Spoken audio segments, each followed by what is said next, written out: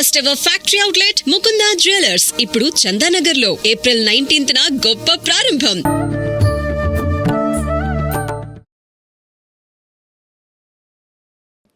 నమస్కారం, welcome to I dream. ధర్మ మార్గం విత్ విజిత కార్యక్రమానికి స్వాగతం. ప్రస్తుతం మనతో పాటు ఉన్నారు వేద పండితులు పవన్ కుమార్ శర్మ గారు. ఇప్పుడు వారితో మాట్లాడి మరిన్ని విషయాలు తెలుసుకుందాం. నమస్తే అండి. శ్రీమాత్రే నమః. గురుగారు, అక్షయ తృతీయ రాబోతోంది మరికొద్ది రోజుల్లో. అక్షయ తృతీయ అనగానే బంగారం కొనాలని కొంతమంది, అసలు ఏ శాస్త్రంలోనూ బంగారం కొనాలని చెప్పిందే లేదు అని చెప్పి కొంతమంది రకరకాలుగా చెప్తారు. అసలు ఏంటి నిజంగా ఆ రోజు బంగారం కొనాలా, లేదు కొంతమంది దాన ధర్మాలు చేయాలి అంటారు, కొంతమంది బంగారాన్నే దానం చేయాలి అంటారు. అసలు ఏంటి వాస్తవం ఏంటి, ఆ రోజు చేయాల్సిన విధి విధానాలు ఏంటో తెలియచేయండి. తప్పకుండా. శ్రీ మహాగణాధిపతయే నమః. శివాయ గురవే నమః. అక్షయ తృతీయ అనేటటువంటిది అత్యంత పర్వదినం. ఆ పేరులోనే మనకు అర్థమయ్యేటటువంటి విషయం ఏంటంటే అక్షయంగా ఉండేటటువంటిది. ఆ రోజు మీరు పుణ్యం చేసినా పాపం చేసినా అది అక్షయం అయిపోతుంది, అంటే చాలా కాలం నిలిచిపోతుంది అని అర్థం. అక్షయము అంటే రెండు, పాపం అనేటటువంటిది పుణ్యం అనేటటువంటిది మనం చేసేటటువంటి యొక్క కర్మల్ని బట్టి పరమాత్మ నిర్ణయిస్తాడు. ఈ అక్షయం అన్నదానికి అర్థం ఏమిటంటే క్షయం కానిది అని అర్థం. అంటే కరిగిపోనటువంటిది, నాశనం కానటువంటిది అనేటటువంటి అర్థాలు అందులో వస్తాయి. అటువంటి సందర్భంలో మనం చేసేటటువంటిది పుణ్యమైన పాపమైనా కూడా అక్షయమైనటువంటి ఫలితాన్ని ఇచ్చేటటువంటిది కాబట్టి దానికి అక్షయ తృతీయ అనేటటువంటి పేరు పెట్టారు. ఇక రెండవది, లోకంలో సహజంగా కనపడుతున్నటువంటిది బంగారం వృద్ధి చేయాలి అనేటటువంటిది. ప్రతి ఆడవాళ్ళు కోరుకునేటటువంటిది, ప్రతి గృహిణి, ప్రతి ఇల్లాలు కోరుకునేటటువంటిది ఆ ఇంట్లో బంగారము డబ్బు వృద్ధిగా ఉండాలని. సరే, ఆ దృష్టితో మనం వెళుతున్నాము, ఏదో బంగారం కొనుక్కుంటున్నాము. సరే, దానివల్ల మీ అందరికీ బంగారము డబ్బు అంతా వృద్ధిగా ఉండాలి, అందులో ఏమీ సందేహం లేదు. కానీ ఆ రోజు అసలు ఏం చేయమంటున్నారు అనేటటువంటి విషయంలోకి మనం ప్రవేశిస్తే, ఈ అక్షయ తృతీయ అనేటటువంటిది వైశాఖ మాసంలో వచ్చేటటువంటి 3వ రోజుని అక్షయ తృతీయగా మనం భావిస్తాం. వైశాఖ మాసాన్ని వేదం మాధవ మాసం అనే పేరుతో పిలుస్తాను. మాధవ మాసం, మధుమాసం అంటే చైత్రమాసం, మాధవ మాసం అంటేనేమో వైశాఖ మాసం.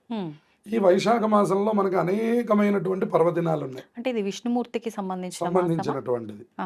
అందుకనే దీన్ని మాధవ మాసం అన్నారు. మీరు సత్యనారాయణ వ్రతంలో కూడా చూస్తే ఎప్పుడు చేయమంటారు సత్యనారాయణ వ్రతం అని నారద మహర్షి విష్ణుమూర్తిని అడిగినప్పుడు మాఘేవా మాధవే మాసే కార్తికేవా శుభేదినే అని చెప్తారు.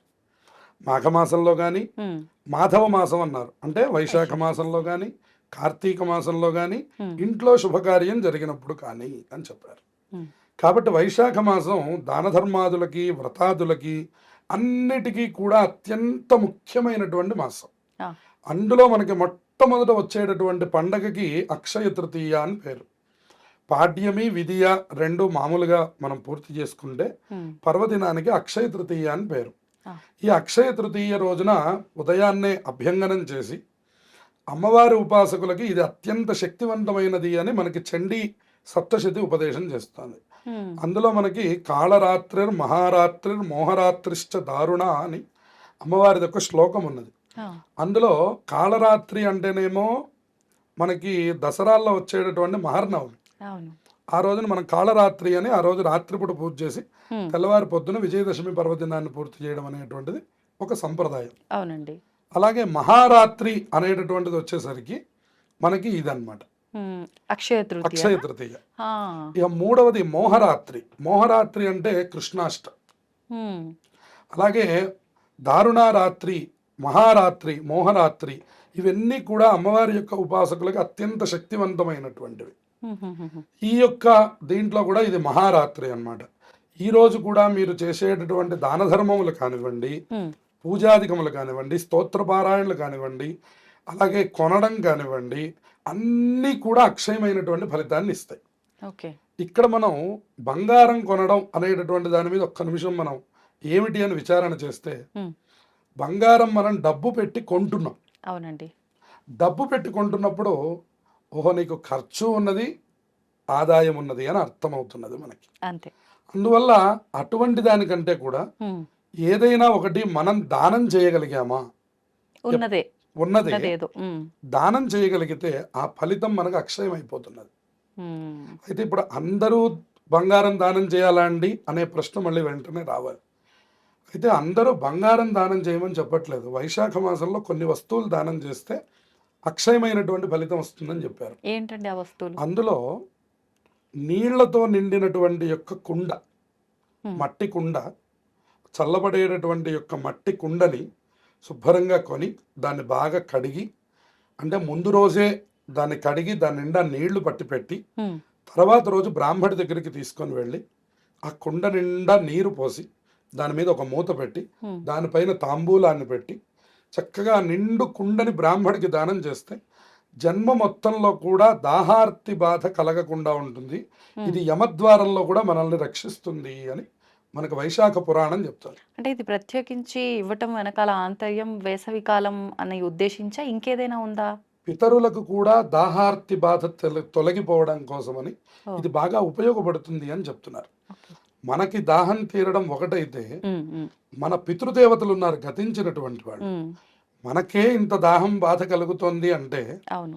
ఊర్ధ్వలోకాల్లో ఉన్నటువంటి వాళ్ళు వాళ్ళకి ఎంత దాహ బాధ కలుగుతుంది. ఉమ్, కాబట్టి దాహార్తి బాధ శమనం కోసమని ఓకే. ఎవరైతే మట్టి కుండలో నీళ్లు పోసి చక్కగా చల్లబడేటటువంటి రీతిలో బ్రాహ్మడికి దానం చేస్తారో ఆ, వాళ్ళకి వాళ్ళ పితృదేవతలకి ఇద్దరికీ కూడా అక్షయమైనటువంటి ఫలితం వస్తుంది అని చెప్తున్నారు. ఉమ్, ఇక రెండవది విసినికర్ర అని చెప్తున్నారు. ఉమ్, తాటాకుతో కూడినటువంటి విసినికర్ర శ్రేష్టం. ఆ, తర్వాత మీరు ఏదైనా ఇవ్వవచ్చు. ఆ తర్వాత మామిడి పళ్ళు గనక దానం చేసినట్లయితే ఉమ్, సంతాన వృద్ధి కలుగుతుంది అంటుంది శాస్త్రం.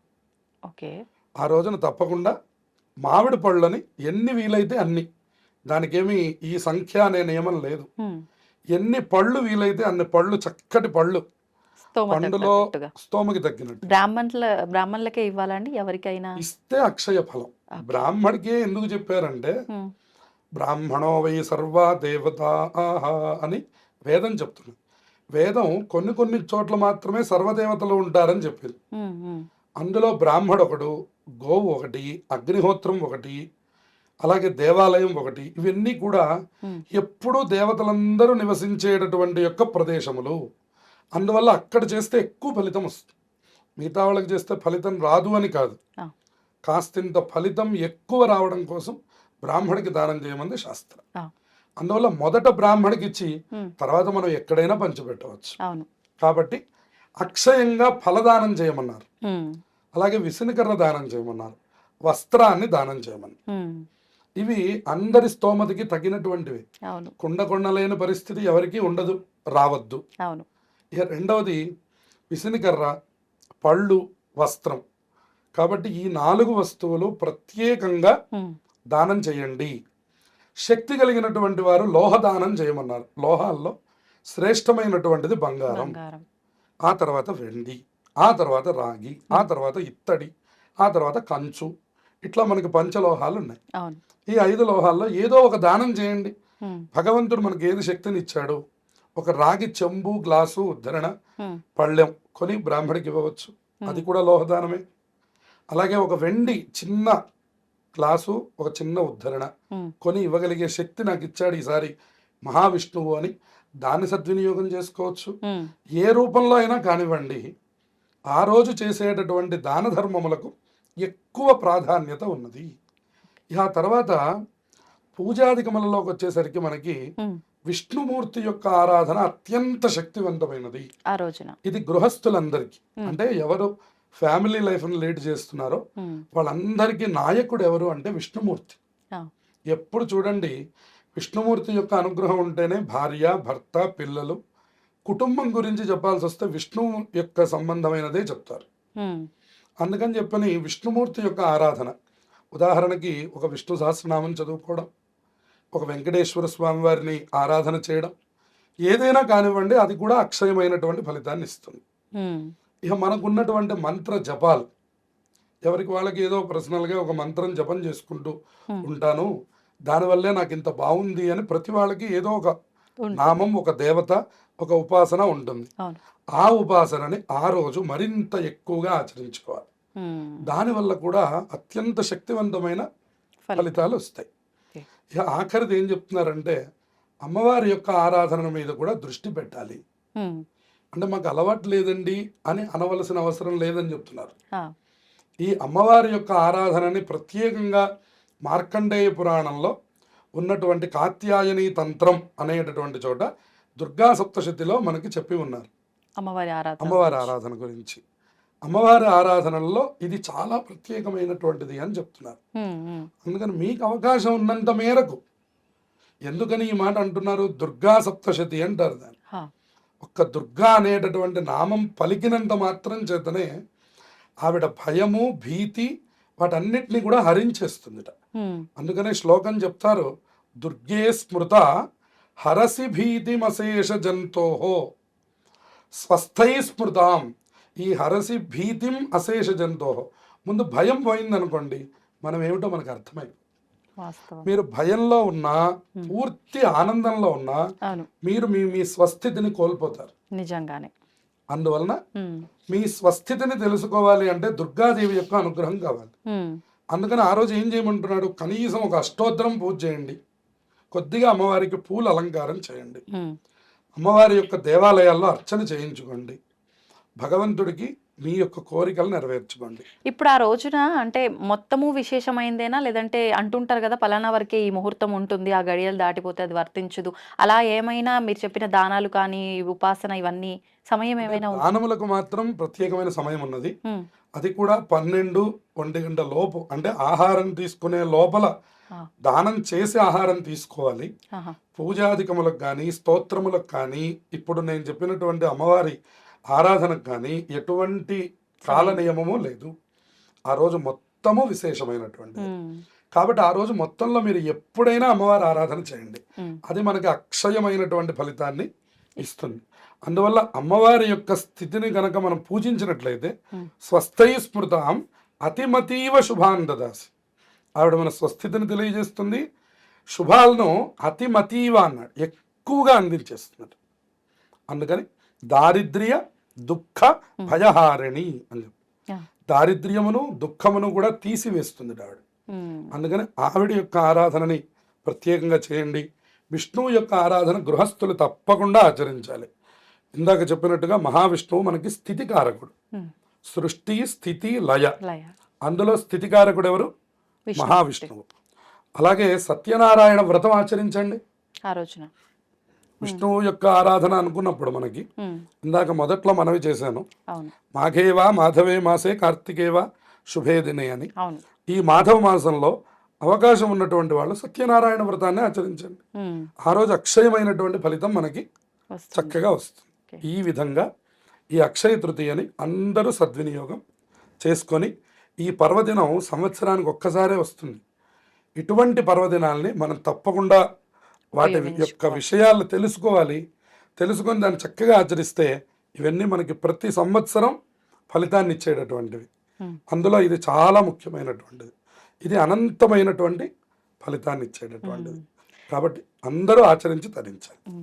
సంతోషం అండి, చాలా చక్కటి విషయాలు, చక్కటి వివరణ ఇచ్చారు. ధన్యవాదాలు. శుభమస్తు.